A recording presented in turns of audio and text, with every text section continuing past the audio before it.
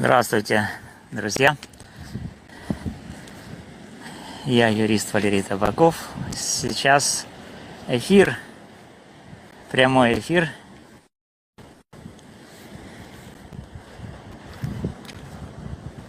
с побережья Черного моря Болгарии. Ну, давайте мы похвастаемся немножко. Посмотрите, да, кто смотрит. Вот я выхожу на берег. Здесь у нас пляж. Он такой вот красивый пляж.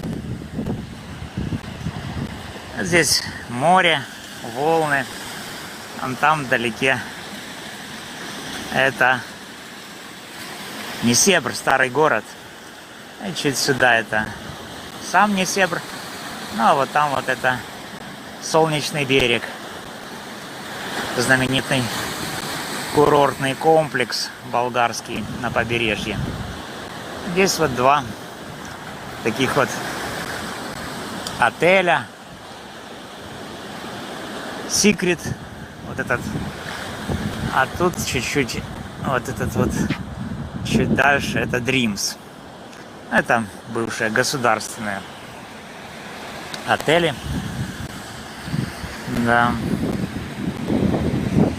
Поэтому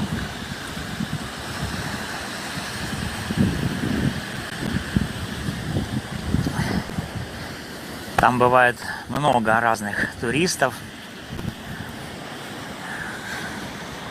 Фирма Хаят управляет этими отелями. Сезон начинается где-то с середины апреля. Туристов заезжает, в один до 1200 человек.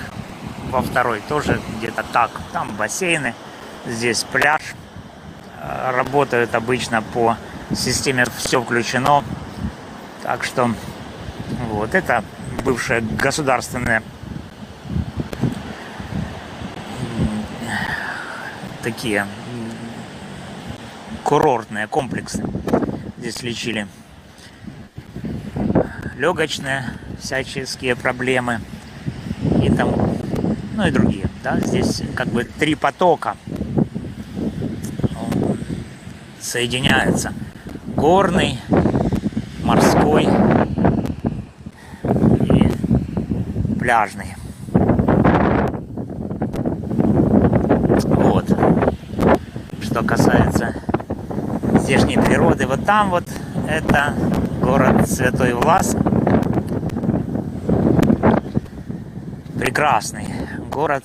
Таких в Болгарии трудно найти. Он такой очень современный. Ну а за Святым Власом там Елените. Такой тоже городишко. Здесь от этой точки, от Солнечного берега, от Святого Власа до Бургаса где-то час езды, километров 80 так. Вот. А в другую сторону 2 часа езды, это Варна. 150. Вот. В Варне работает предприятие ДП «Документ» украинское. Там можно оформить паспорт заграничный, ID-карточку. Специально нужно только записаться и оплатить, естественно. Вот здесь живут много украинцев. Да, в том числе и я, юрист Валерий Табаков, который, с одной стороны, предлагает оказание юридических услуг, а с другой стороны, я освещаю в своем YouTube-канале различные дела юридические, судебные, в том числе и дело об убийстве Ирины Фарион, поскольку она касается очень многих русскоязычных украинцев, в том числе и меня. Вот, поэтому у меня есть такой живой интерес к этому делу. И что касается Ну, в основном слушатели, да, у меня очень многие тоже интересуются вот этим делом, особенно обвиняемым в этом убийстве Вячеславом Зинченко, бывшим капитаном команды футбольной молодежной Днепра. Папа Зинченко воюет на фронте, на Покровском направлении. Мама преподает какие-то оккультные знания в школе. Значит, ну и группа, которая называет себя группой поддержки Вячеслава Зинченко, возглавляемая Татьяной Мусихиной, они тоже участвуют в этом процессе. Недавно я слушал, постоянно слушаю все эфиры, что там у Татьяны Мусихиной, наверное, с дикцией, да, то есть эффекты фикции, да, то есть она не может выговорить мое имя, например, она говорит фафефа, то есть у нее зубов нет, что там трудно сообразить, да, из носа течет, короче, весь эфир. Такое дело творится с Мусихиной. Вот. Ну, короче, она в эфирах собирает кучу старушек, да, которые там говорят, ну, пол эфира говорят, что мы не мамы Зинченко. Вот, а вторую половину эфира говорят, давайте донатьте нам деньги, потому что Зинченко в беде. Но что касается беды Зинченко, вот, он, ну, то есть, если вы смотрите мой YouTube канал, значит, то там я последние 2 видео выложил достаточно содержательные по этому поводу. Во-первых, я там разобрал необходимость акустической экспертизы для того, чтобы уточнить звук, похожий на выстрел, является ли звуком выстрела из пистолета или нет. Вот, очень интересное такое видео, да, содержательное, поэтому предлагаю вам его посмотреть. И второе видео касается, значит, охраны и безопасности Зинченко, потому что, как оказалось, его привозят постоянно без каски, без бронежилета к парадному входу Шевченковского суда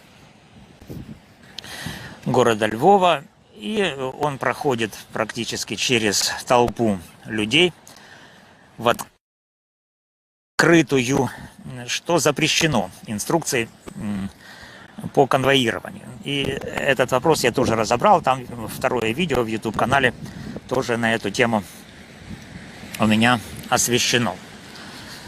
Вот. Ну, кто смотрит сейчас этот эфир, смотрите, я потом уже посмотрю, кто там, кого можно пригласить из тех, кто смотрит. Значит, и пообщаемся уже впрямую. Поэтому, значит, вот. Что касается... Ну, вот здесь кафе такое есть очень интересное. На берегу. Вот здесь вот цены. Видите, значит, есть цаца по 4 евро, 150 грамм. Ставрида жареная все, да, по 6 евро, 100 грамм. Скумбрия жареная, 250 грамм, 8 евро. Картошка жареная, 3 евро, 150 грамм. Ну, вот такие удобства. Прямо на берегу, великолепно.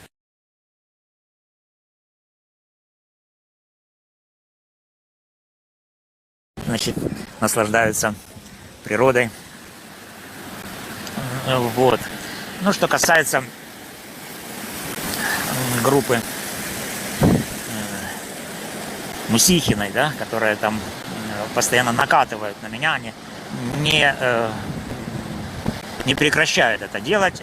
Хочу, значит, рассказать, что вот все вот эти накаты, наезды на меня, на Лану начались после того, как я в группе Ланы провел несколько совместных эфиров.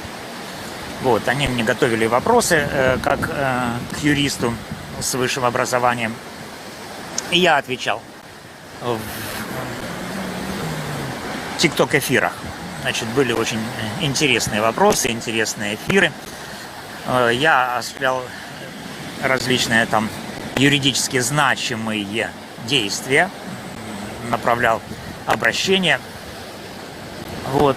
Ну и Лана мне сообщила, что проблема в группе поддержки Зинченко на тот момент заключалась в том, что Лана и часть группы поддержки потребовала отчета финансового у Мусихиной, а та отказалась давать этот отчет. Но деньги собирала именно Мусихина, и поэтому у людей возникли вопросы, на каком основании и куда тратит она эти деньги, потому что она там приторговывала футболками с изображением Вячеслава, перепродавала их, потом, значит, продукты, которые предназначались Вячеславу, она хранила у себя дома, вот, ну, в общем, и закупала не то, что требовал Вячеслав или желал, да, а совсем другие продукты. Поэтому возникали вопросы, и, значит, еще возникал вопрос о частоте их поездок туда из Днепра во Львов. Вот эти вот донаторы, они говорили, что зачем так часто ездить туда. Но, значит, никаких отчетов Мусихина не дала, отказалась давать отчеты, и поэтому возникла проблема. Группа раскололась. Ну и, значит, поскольку я начал сотрудничать с этой группой Ланы, значит, на меня начались наезды со стороны Мусихиной. То есть они потребовали, чтобы я не подавал какие-то свои письменные обращения в международные правозащитные организации, чтобы я не делал того, другого, третьего. То есть попытались руководить моими действиями. Но я отказался от их руководства, мягко говоря, да, послал их подальше. Вот. И они, значит, поскольку все это было связано именно с деньгами, поэтому именно деньги являются той причиной, по которой Мусихина продолжает меня дискредитировать со своей группой.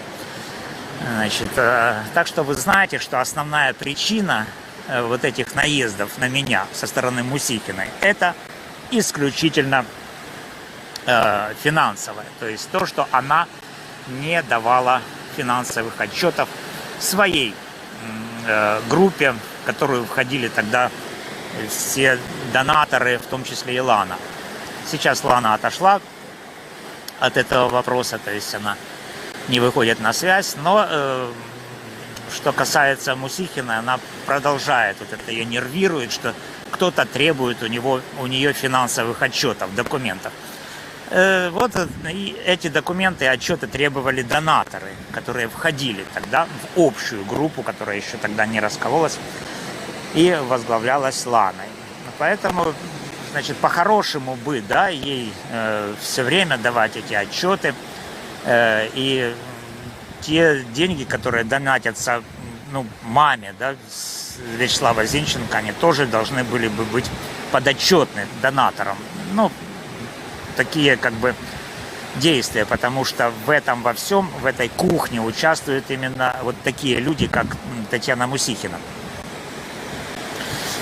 Ну, вот что касается этого. Что касается квалификации, все эти эфиры, значит, мусихинские в ТикТоке, они совершенно не информативные. То есть они не юристы, они не могут дать объективную оценку происходящему, в том числе и в судебном процессе, в том числе того, что же происходит. А происходят действительно серьезные вещи. Ну, в частности, да, вот этот спич, который произнес на последнем заседании Вячеслав Зинченко, о том, что его отец воюет не за то, чтобы он сидел в СИЗО, значит, под арестом, а другие там преступники или подозреваемые, или обвиняемые гуляли на свободе, да, это, ну, как бы серьезный такой закидон, что ли, да, в адрес правоохранительной системы. Вот, что же хотел сказать на самом деле Вячеслав Зинченко. То есть отец действительно верит ему и считает, что он невиновен, и поэтому он как бы пытается бороться за то, чтобы судебный процесс шел в соответствии с законом. Но одно обстоятельство говорит, что это не так. То есть одно очень важное обстоятельство, а именно есть, ну, в качестве доказательства вины Зинченко его признание в камере сокамернику. Вот, где он говорит, что он убил Фарион из личной неприязни. Когда это его запись и его показания этих в камере было продемонстрировано как доказательство в суде, Зинченко сказал, что на него оказали давление, да, и он это произнес для того, чтобы от него отстали те, кто на него оказывал вот это вот давление. И, ну, что же получается, друзья, то есть отец воюет на фронте, защищает Украину, а его сына, значит, на его сына оказывают давление в СИЗО и заставляют его совершать самооговор. Вот какая интересная, можно сказать в кавычках, да, ситуация возникла, да, и именно об этом, я думаю, и хотел сообщить Вячеслав Зинченко, что его отец воюет на фронте не за то, чтобы его прессовали в СИЗО и заставляли самооговаривать себя, то есть брать вину, чью-то вину, да, как он утверждает в убийстве Фарион, на себя. Вот такое обстоятельство, да, и это звучит как угроза, друзья, потому что если суд закончится обвинительным приговором, а все идет именно к тому, что будет обвинительный приговор, то как поступит после этого отец Зинченко, который защищал Украину не за тем, чтобы его невиновный сын, да, был осужден несправедливо. Причем с использованием таких доказательств, как в частности оказание на него давления в СИЗО. Вот оно достаточно серьезное, и от этого никуда не уйти, и суд обязан будет как-то оценить вот это доказательство, и его оценка будет потом, ну, донесена до Федора Зинченко, который воюет за Украину, и как он воспримет эту оценку, если это доказательство будет признано судом, ну, таким, что является подходящим, да, то есть законным доказательством вины Вячеслава. Вот об этом я хотел и сегодня вам рассказать, друзья. Ну, а сейчас давайте посмотрим, кто там у нас в гостях.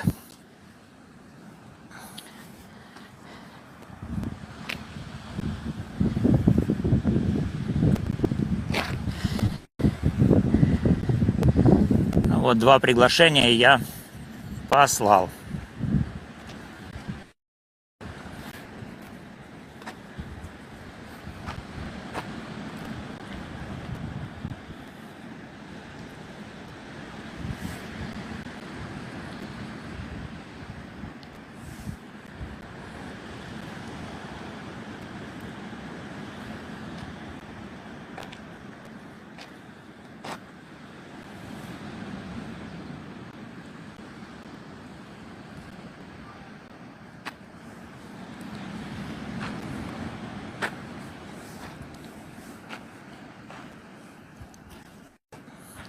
Никто не хочет пока присоединяться, да? Ну, давайте.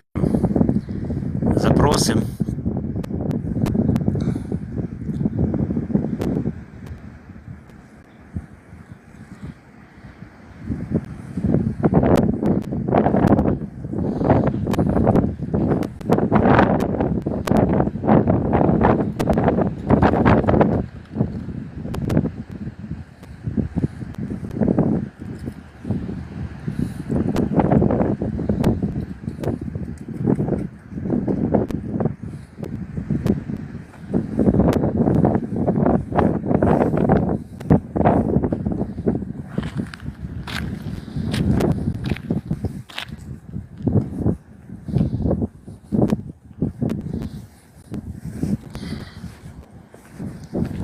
Но если никто не хочет входить в эфир, то тогда я сейчас его буду заканчивать, друзья.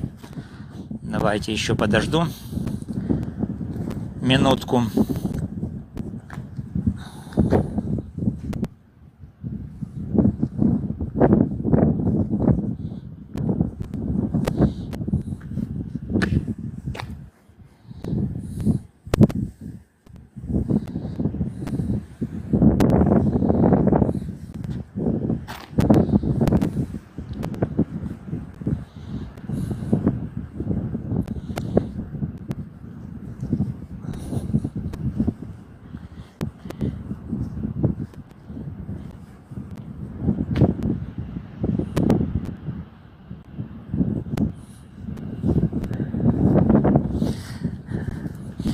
Ну ладно, тем, кто там сидит у параши, да, я передаю пламенный привет.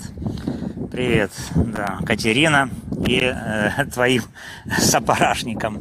Да, итак, 5, 4, 3, 2, 1, выхожу.